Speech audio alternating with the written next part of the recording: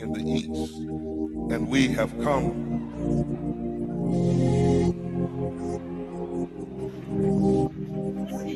Jesus.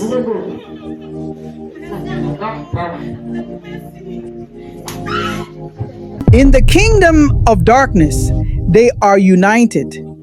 The corrupt are coordinated.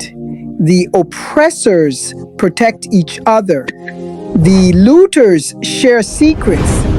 But in the house of God, there is division. Not because of the word, but because of ego, because of competition, because of pride, fear, and silence. Ecclesiastes 4:12 says, "The one may be overpowered, two can defend themselves. A threefold cord is not easily broken." Nigeria does not need one man of God to rise. It needs a threefold cord, not one denomination, not one voice, but many leaders braided together in purpose and power. Imagine if RCCG, Winners Chapel, Christ Embassy, MFM, TREM, Salvation Ministries all stood together, not in photo ops, not at conferences, but in righteous rebellion against injustice. Imagine a joint message from Nigeria's spiritual fathers saying, "No more manipulation of the poor, no more blessings on wicked policies, no more silence in the face of suffering." The early church turned the world upside down, not because they were perfect, but because they were united. Acts chapter 2 and verse 2 that says, "When the day of Pentecost was fully come, they were all with one accord in one place." And what followed?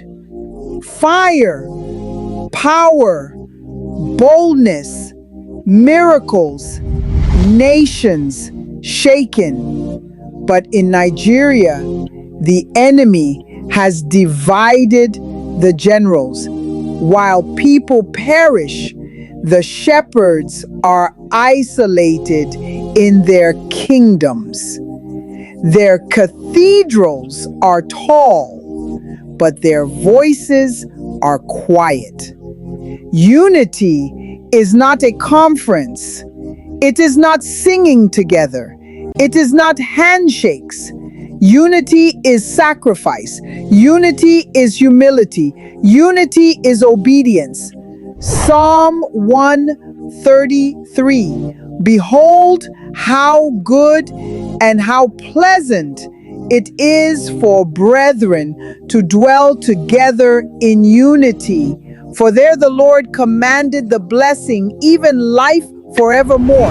Unity commands a blessing, not begging, not pleading, not political deals, but divine blessing that cannot be stopped. But why don't they unite? Because many fear losing influence, because false prophets feed on confusion, because the system rewards division. But the Spirit is speaking now, and the remnant is rising. Those who are tired of building empires and ready to build nations. The words of Jesus, John 17:21 says that they all may be one, as you, Father, are in me, and I in you, that the world may believe that you have sent me. When the church is divided, the world does not believe. But when we are one, the world begins to listen. What if Pastor Adeboye and Bishop Oyedepo laid hands together on the youth of Nigeria and said, "You are not forgotten. You are chosen. You are the generation that will rebuild the walls. What if Pastor Chris and Apostle Suleiman stopped all crusades and called for a week of national repentance, not for money, not for members, but for mercy? Would heaven not open?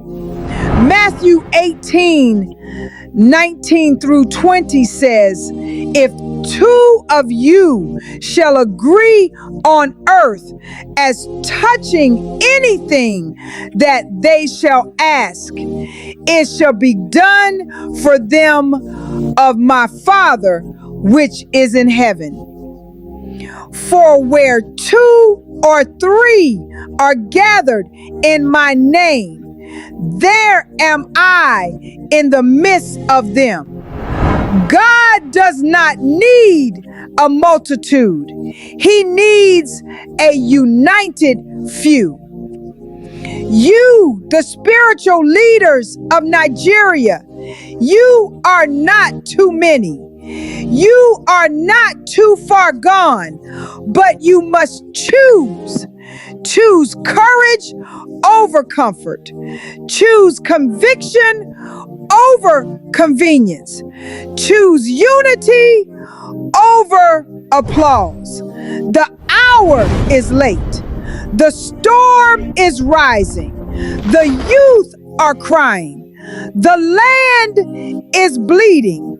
But if you will unite, just a few of you, just a faithful remnant, then no enemy, no economic curse, no foreign master will be able to stand against the army of God. In part 3, we will go deeper into the call of the shepherd, into the responsibility of power, into the boldness of the Spirit, into the fire of those who will no longer watch from the sidelines. The shepherd must not abandon the sheep. Pastor Adeboye,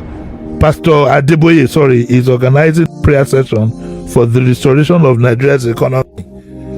I think we should leave God out of this. This is a self-inflicted injury. We are the ones who determine those who drive us.